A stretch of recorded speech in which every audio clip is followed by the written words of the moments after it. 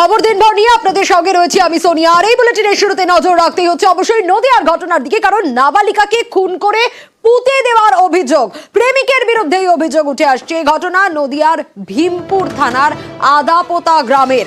অভিযুক্ত প্রেমিক ফারুক মণ্ডল, তাকে ইতিমধ্যেই গ্রেপ্তার করা গেছে, কিন্তু সেই গ্রেপ্তারির পর কি জানা যাচ্ছে অবশ্যই আপনাদের জানাবো। কিন্তু এই নাবালিকার মা, তার কি অভিযোগ দেখে।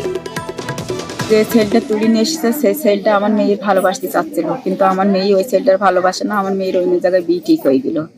আমার মেয়ের রাতে একটার সময় উঠেছে, এরা গিয়ে ষড়যন্ত্র করে গিয়ে তুলে নিয়ে চলে গিয়েছে।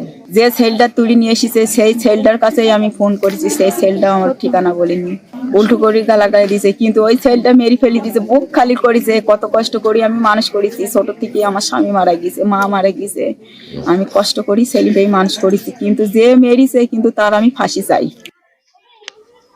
এই নাবালিকার মায়ের বক্তব্য শুনলেন। শুক্রবার থেকে নিখোঁজ ছিল ওই নাবালিকা। পরে পরিবারের পক্ষ থেকে থানায় অভিযোগ দায়ের করা হয়, আর তদন্তে নেমে পুলিশ এই গোটা বিষয়ে জানতে পারে। সমীর রয়েছে আমার সঙ্গে, আরো বিস্তারিত এই বিষয়ে জানাতে পারবে। সমীর, এখনো পর্যন্ত কি আপডেট উঠে আসছে? কারণ যে জায়গায় পোতা হয়েছিল ওই নাবালিকাকে, সেই জায়গা তো ইতিমধ্যেই চিহ্নিত করা হয়েছে। কি নির্দেশ এসেছে, তদন্তে কি উঠে আসছে?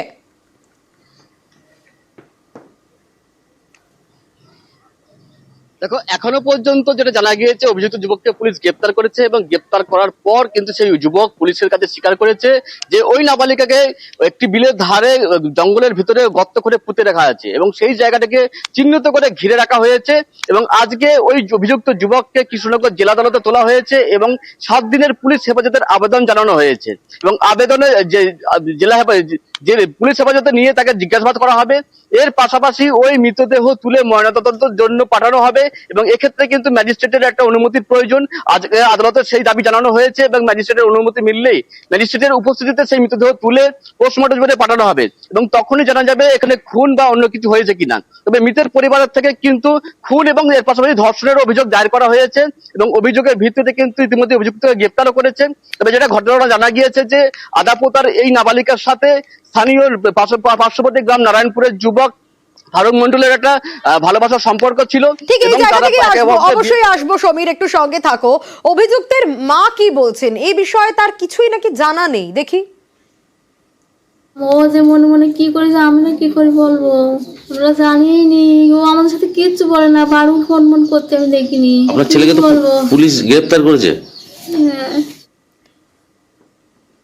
আমি আবারও সমীরের কাছেই আসবো। সমীর, এই যে প্রেমের সম্পর্ক, এই বিষয়ে কিছুই জানতো না। এই যে ছেলে নাবালিকা মেয়েটিকে নিয়ে, তার প্রেমিকাকে নিয়ে পালিয়ে গেল, সে বিষয়ে এইসব কিচ্ছু জানা নেই তার মায়ের।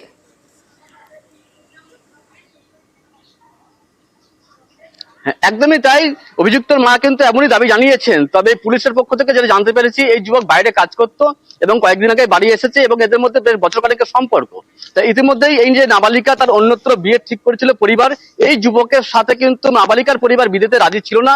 আগামী বৃহস্পতিবার অন্যত্র বিয়ে হওয়ার কথা ছিল, কিন্তু এই নাবালিকার দাবি ছিল যে ওই যুবককে সে বিয়ে করবে। কিন্তু পুলিশ সূত্রে আরো যেটা জানতে পেরেছি যে ওই যুবককে কিন্তু ওই নাবালিকাকে বিয়ে করতে রাজি হচ্ছিল না। তাই সেই অবস্থায় গত বৃহস্পতিবার রাতে ওই নাবালিকাকে ওই যুবক ফুসলিয়ে নিয়ে যায় এবং নিয়ে যাওয়ার পরে কিন্তু এই ঘটনা। তবে পুলিশ সূত্রে মনে করা হচ্ছে যে পথের কাঁটা দূর করতেই হয়তো ওই নাবালিকাকে খুন করে পুঁতে দেওয়া হয়েছে। তার কারণ ওই নাবালিকা যেহেতু ওই যুবককে বিয়ে করতে রাজি ছিল, অন্যথায় অপরদিকে ওই যুবক বিয়ে করতে রাজি ছিল না, সেক্ষেত্রে কিন্তু তাকে পথের কাঁটা দূর করার একটা চেষ্টা থাকতে পারে এবং সেই কারণেই গত বৃহস্পতিবার রাতে তাকে নিয়ে যাওয়া হয় এবং খুন করার পরে কিন্তু মৃতদেহ পুঁতে দেওয়া হয়। যদিও ওই যুবক কিন্তু পুলিশের কাছে অন্য গল্প ফেঁদেছে। তার দাবি পালানোর সময় তারা ডিঙি নৌকা করে পালাচ্ছিল এবং সেই নৌকা উল্টে গিয়ে কিন্তু এই নাবালিকা জলে ডুবে মৃত্যু হয় এবং ভয় পেয়ে সেই মৃতদেহ পুঁতে দিয়েছে। তা এর মধ্যে কতটা সত্যতা আছে তা কিন্তু পুলিশ খতিয়ে দেখছে এবং এর পাশাপাশি খুন এবং ধর্ষণের অভিযোগও কিন্তু খতিয়ে দেখা হচ্ছে এবং ইতিমধ্যে কিন্তু ঘটনা তদন্ত শুরু করেছে। কমপ্লেন পেয়েছি মেয়ের বাড়ি থেকে। মেয়েটি 21 তারিখ থেকে নিখোঁজ ছিল, যদিও তারা কোনো এর আগে কমপ্লেন করেনি থানাতে। গতকাল রাতে ওনাদের কমপ্লেনের বেসিসে আমরা ছেলেটিকে অ্যারেস্ট করি এবং আজকে ছেলেটিকে পিসিতে আমরা পাঠাবো এবং ওর বয়ানের ভিত্তিতে আমরা জায়গাটা দেখবো যে কোথায় ও করে রেখেছে, স্পট ভিজিট করব, ওখান থেকে বডি রিকভারি করার চেষ্টা করব। আর আপাতত পিসিতে না নেওয়া অবধি এক্স্যাক্টলি কি ঘটেছে না ঘটেছে সেটা আমরা বলতে পারবো না, তবে স্পেসিফিক কমপ্লেন আমরা স্টার্ট করেছি আর জরুরি পদক্ষেপ আমরা নেব।